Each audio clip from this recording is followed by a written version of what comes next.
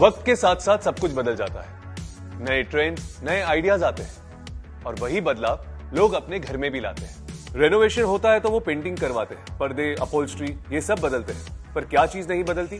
Furniture. खास तौर पर फिक्स फर्नीचर जैसे वॉल या ceiling panel, TV unit, wardrobe या फिर किचन कैबिनेट। जानते हैं क्यों? क्योंकि पुरानी लैमिनेट्स को उखाड़कर उस पे नई लैमिनेट को फिक्स करना मतलब ज्यादा समय, ज्यादा खर्चा, यानी महाझंझट। इसीलिए कस्टमर्स ये कदम नहीं उठाते और आप भी ऐसी साइट्स लेने के लिए कतराते जहां इतनी झंझट हो। पर अगर मैं आपसे कहूं कि बिना पुराने लैमिनेट को उखाड़े उस पर नया लैमिनेट फिक्स किया जा सकता है, जिससे कस्टमर के पूरे घर को नया लुक मिलता है और आप भी पुराने लैमिनेट को उखाड़ने से बच जाते हैं, तो आप पूछेंगे कैसे? फेविकॉल रीलैम्प से। देखिए, फेविकॉल रीलैम्प दे पुराने लैमिनेट पर नए लैमिनेट को फिक्स करने की आजादी, वो भी एकदम आसानी से। तो देर किस बात की, आइए देखते हैं फेविकॉल रीलैम्प को इस्तेमाल करने का सही तरीका। जिस पुराने लैमिनेट पर नए लैमिनेट लगाना हो उसके सरफेस को पहले अच्छी तरह जांच लें। ग्रीस या तेल को साफ कर लें।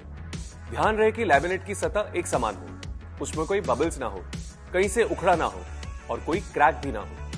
अब इस लैमिनेट कटर से सरफेस पर ऐसे चीरा लगाएं। ध्यान रहे हर चीरे के बीच आधा इंच का फासला होना चाहिए। अब पुराने लैमिनेट को एक साफ कपड़े से अच्छे से साफ कर लें। फेविकॉल रीलैम्प के कार्ट्रिज के नोजल को बीचों बीच काट लें और कार्ट्रिज को सीलिंग गन में लोड कर लें। अब इस गन से फेविकॉल रीलैम्प को चीरों पर लगाएं। अगर सरफेस पर कहीं छेद हो तो वहां ज्यादा ग्लू डालकर उसे भर लें। अब फेविकॉल रीलैम्प को इस बड़े दांतों वाले स्प्रेडर से फैलाएं। अब नए लैमिनेट को पुराने लैमिनेट के सरफेस पर फिक्स कर लें। अब एक साफ कपड़े की मदद से लैमिनेट पर उचित प्रेशर डालें। अब लैमिनेट को एक बार उठाकर देख लें कि ग्लू नए लैमिनेट पर ट्रांसफर हो गया है या नहीं। अगर ग्लू ट्रांसफर नहीं हुआ तो वहां वापस प्रेशर दें, जिससे सही मात्रा में ग्लू ट्रांसफर हो जाए।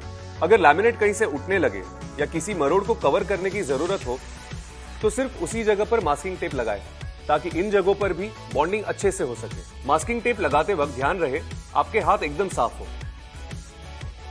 6 से 8 घंटे बाद आप रंधा कर सकते हैं और 24 घंटे बाद कटिंग कर सकते हैं। तो देखा आपने, लैमिनेट चाहे कितना भी पुराना हो, हॉरिजॉन्टल हो या फिर वर्टिकल, बेफिक्री से बिना उखाड़े उस पर नया लैमिनेट फिक्स कीजिए और फेविकॉल रीलैम्प से अपने कस्टमर को नया घर दीजिए।